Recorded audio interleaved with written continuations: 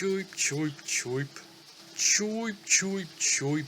Those are some heavy-duty bangers. Unless that's the standard. I apologize, here in South Africa, our bangers are about 1/3 that size. Welcome to Rainy Woods, the happiest town on earth. But don't worry, it has enough weirdness to counteract this surprisingly common statement. But in all fairness, the other towns would say this tend to have more tourist traffic. You blaze Naomi Hayward, a journalist tasked by the Morning Bell News to figure out what weirdness leads to this happiness. Strange that this conglomerate leads with the news aspect. It's so big that somehow Naomi owes the impossibly large sum of £30 million. Thus she's on this extraordinary assignment. Let's start by trying to pin down a genre. You have quests and side quests, a house with a garden, both of which you can upgrade. You can sell the produce or cook it up. You scavenge and can craft. You can turn into a dog and a cat. Tame a sheep to ride, whose stats improve with experience. It wasn't that weird until you heard about the animal transformations and mutton busting. Surely this is a health code violation. You sort of connect with the townsfolk, and there's basic combat, and you have stats, but they're mainly connected to caring for Naomi's needs. So ultimately I landed on farming sim, even though you use your camera far more than your soil. But if my characterization annoys you, you can go with their tagline, Debt Repayment RPG, but perhaps quite light RPG. Your camera is the star of the show. Sometimes you solve quests by taking photos of specific things, or take photos to earn money on Flamingo. It's the game's social media site for sharing photos. Slow internet, nice touch. Except with the game-changing innovation of directly paying the internet famous. The emojis the pictures earn you translate into pound sterling. You don't need to run ads and you don't need to be an influencer. It's fun to try and find and photograph interesting things, especially when profiting off the trends. Some subjects that trigger them are commonplace, and some others seemingly can only be found in 1, maybe 2 places on the map, or at the very least rarely. It can stimulate your observation and exploration skills, trying to figure out what would apply to these tags, according to the fairly rigid categorization of a game world. Some may say Naomi's a bit of a creep, but hey, just look at who she's working for. Although maybe, just maybe, their reasons for wanting these photos are completely innocent. Usually reason wins out. Only so many people would look at a picture of an appliance over pictures of cute animals and oddities. Doesn't matter what the trends are, and sometimes you can even profit from conforming to the most prominent stereotype of the Instagram generation. It's a fun mechanic, easy thing to distract yourself with. Ooh, multiple tags in one photo, score! And you can spend money on upgrading your camera, giving you decadent abilities like color photographs or zoom, and some of these upgrades are necessary to complete certain missions. It's the most gameplay-centric way you can upgrade yourself, apart from maybe the clothing. But I didn't really do much to my clothes. The stats they confer aren't really necessary. Got by without them. Sure, you can upgrade your house and your garden, but neither is that necessary, nor stokes the creativity that much. I would plant seeds pretty much as soon as I got them and returned home, collect the produce, but perhaps more in my hoarding sense. And sure, I liked returning home to the house they inexplicably gave me when I showed up in this town. I can't mock it too much, a lot of games do this. But once I uploaded the photographs, maybe did some cooking, slept, there was nothing else to really do. These elements perhaps are more an element of customization you can choose to get lost in. The amount of joy you'll glean from these elements depends on how much you want to look at your lovely country house. Or at the very least, these upgrades are quite expensive for something that doesn't have that much of a practical purpose. Don't worry, the game is still as weird as I said it was. The second most prominent mechanic in the game is probably your ability to transform into that mentioned cat or dog. The cat form allows you to climb buildings, hunt small animals to relieve hunger, and jump higher. Dog Naomi probably won't make it. And in dog form, you're better in a fight. Even though Naomi doesn't look like the most stereotypically ferocious breed, in this form you can also dig and be a trash hound. You can also mark your territory, and Naomi in that respect is quite remarkable, as I believe it's rare for female dogs to aim this much. But in this realm, the most fun comes from the missions where you have to track scents to find someone or something. Simple yet brilliant, snouty detective work. In my opinion, it's quite a bit more useful to be a dog dog than a cat. Ugh, I have to keep transforming for these fences. And the game gives you an opportunity to revel in this pro-cat or pro-dog bias, with this team dog or team cat relationship meter. The townsfolk also transform during new and full moons, unlike you who can do it at will. You can build rep with either team by doing certain quests, and by having a member of their species be the first one you greet on a transformation day. That's rather petty. It's absolute punishment. Cute idea, I'm just not sure what it actually does. I think shop prices might decrease from shop owners in the particular teams. Other people online have confirmed that. The other possible benefits it could give I saw nothing on in my short research. But yes, whatever it does, the impact is so small that it's hard to tell. But it didn't really sway my mood into testing what would happen if I changed to Team Cat. I was spent at that point. It's a big map, you don't run that fast, and it might take a while before you do the quest where you tame your first sheep. Sure, they give you multiple main mission avenues, but how was I supposed to know that this one held such an important mechanic? It offers kind of fun movement, tank controls, but you go forward quite quickly. Your sheep is kind of a boat. A speed boat, but still. These English country lanes don't offer much room for turning. Takes some getting used to, but as said, it can be fun. And on to the combat. It doesn't really buck. It's quick punishment. It doesn't really buck the farming simulator's reputation of having shallow combat mechanics. There's not much to it. Either you attack or engage in the slightly unnatural feeling action of running to dodge, which means you're at a big disadvantage against a bunch of badgers. The crafting isn't complicated, but it's fun when you learn new recipes. There are many to learn that can buff you. Learn these recipes by eating enough of the food. My, you have such a refined palate, Naomi. Yum, stuff you hunted with your own mouth and claws. This gives a nice little excuse to actually enter the restaurants. Try the different dishes. If you really don't need to learn that many recipes to complete the game. Then there's the scavenging, which is probably the most involved part of the farming actually. Finding those seeds. The mining is simple too, but finding a particular item you need for crafting may take a while. And as mentioned earlier, creating new gear isn't particularly necessary. So maybe these mechanics aren't that interconnected, and the times maybe not well thought out. But at the very least, the quests require you to do a little bit of each one of these things. Well, not so much the farming. Some people are generous and don't mind you digging up their hard-grown plants. As mentioned with the photography, there is an exploration to the game. But this map, it's mostly fields and fencing. Sometimes you find little enough that it really discourages exploration. I mean, just look at the other towns in the area. Feel quite lifeless. Not that much to do here. Come on people, you honestly never looked at your neighboring village with a closer eye? Never noticed that they turn into animals? Really? And I don't think I found much in the way of secrets either. But the map is big, maybe I missed them? Maybe there's a secret here that smarter people would be able to find. Maybe you have to put this hand somewhere, I don't know. After finding so little by off-roading it, I opted to stick to the paths. But there are some nice things you can find. Shrines that act as fast travel points, hidden statues that can be a real hit on Flamingo. So it does stoke mystery. It's just that in my case, going off the beaten path didn't really deliver much. Better than a surprise photo op. Plus they feel a bit insubstantial. Visually the game looks dated even though it's fairly new. And as usual, natural textures are the biggest culprit. Some of it looks good because it's countryside and there's a good draw distance. But just take a closer look and ugh.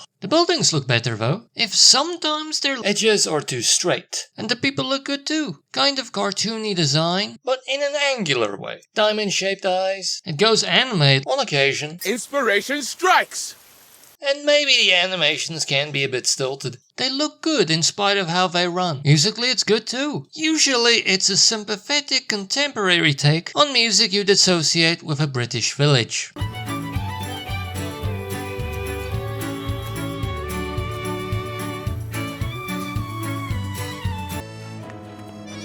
Hey!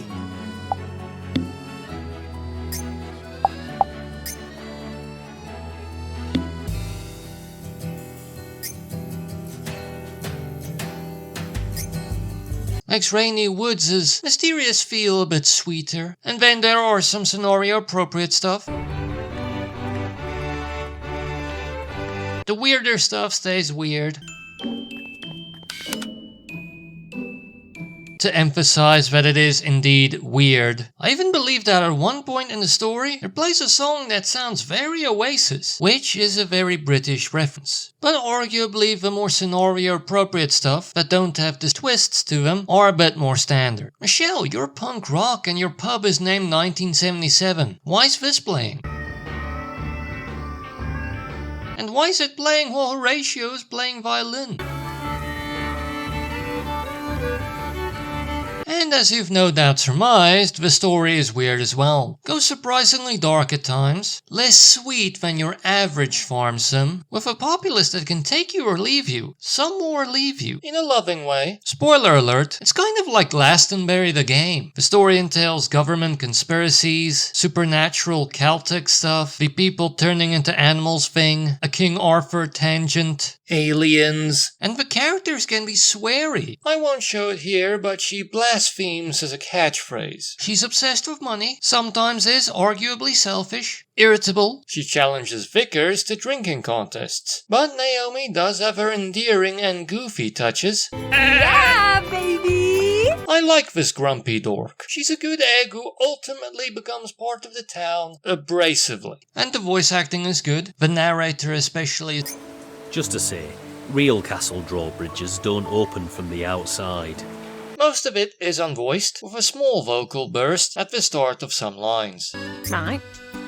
But still nice. Another spoiler alert though, this game ends in one of those annoying ways. Is it over? I don't know. It's actually a lovely mysterious game with a main problem that requires investigation at its heart. The way the story goes, there are multiple elements of the town's weirdness that you inspect, hoping that perhaps it leads to the answer. But once again, spoiler alert, those mysteries are uncovered, but the main one not. Sure, the game does a good job of making you think that they're relevant, question how they fit into the whole thing, but ultimately you have one big unanswered question, which I assume gets solved in the DLC, so I guess I'll never know. As a farm sim, it's actually on the shorter side. It took me 35 hours to be done with the game, and the game is kind of cheap on Steam, 175 rand full price. It's just unfortunate that in 2023 there was no sale price for it during the summer sale. But even if we use the full price, that's 5 rand per hour of gameplay, which in general is okay, and if you can get it on a good sale, it will probably be upgraded to good value for money. I mean, it's still kind of early days, maybe a special is on the horizon. And it's not the easiest game to download as it takes up 3.77 gigabytes on the hard drive. Not that big, but not ideal. This was one of the games I played through Game Pass, but the game does have a demo available on Steam, so I tried that on the Warhorse, and after a long load time, it didn't even enter. So here are the system requirements. Stereotypically, it's not the kid-friendliest game on earth. As said, it's quite sweary. I mean, it takes place in Britain, where one of the characters actually uses the T word. And there is some violence, rare violence, in maybe 2 cutscenes I believe. Otherwise it's bloodless animal fights, I believe. Also some people may take offense at Naomi's levity, at the possibility of a trans person struggling with their unaccepting mother. And there may be other things that people take offense at, but I don't think much else. The game has great camera and scent tracking mechanics, and sometimes requires detective observation, which is cool. The scavenging is pretty good if simple. The cat jumping and climbing mechanics are cool, even if it is annoying to transform just to bound the fence, and I rarely use the climbing function. The sheep is nice and fast, I have the need for sheep, if it is a bit of a boat. It's fun to explore, if arguably there aren't that many things to find. Although not finding anything in the masses of fields kind of discouraged me, so maybe I simply gave up before I found anything cool. You know, sticking to the lanes. And the game has a lot of side quests too. So ultimately, I would argue that the game is fun, the photography seems in good stead, and you use that to make money, pay for your needs, with a slow enough trickle of funds that maybe you won't ask what am I supposed to do with all of this. Even though the biggest ticket items apart from the camera upgrades are very optional. And you don't even need that many of the camera upgrades. The music is good, British villaginess with contemporary spins, sympathetic, plus some arguably more standard scenario stuff. It has a very weird and mysterious feel, and it's quite a unique take on the farm sim in this respect when it comes to connecting to the community, because Naomi and the community may like each other, but they definitely don't show it. Plus the town and plot is weird too. As mentioned, it's like Glastonbury the game, so stereotypically British.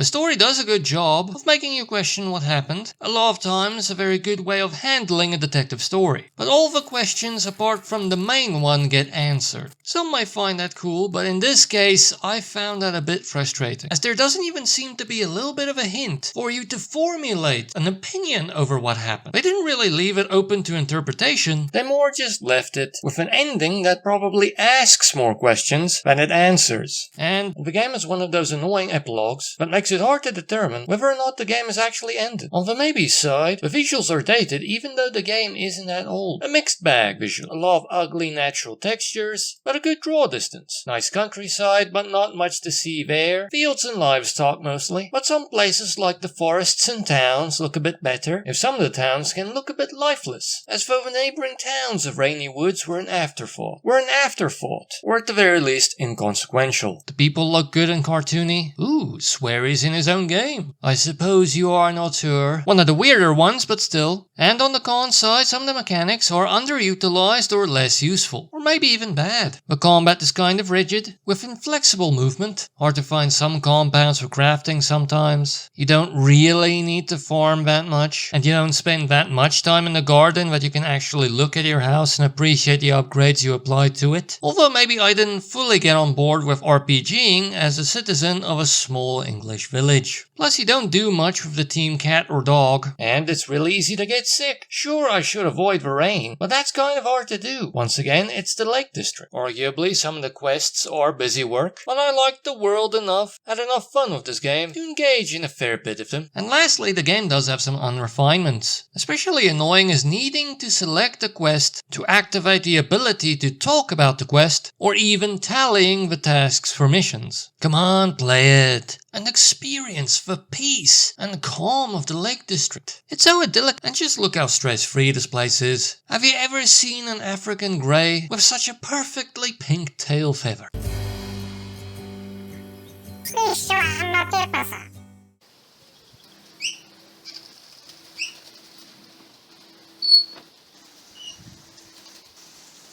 Choip, choip, choip. Choip, choip, choip.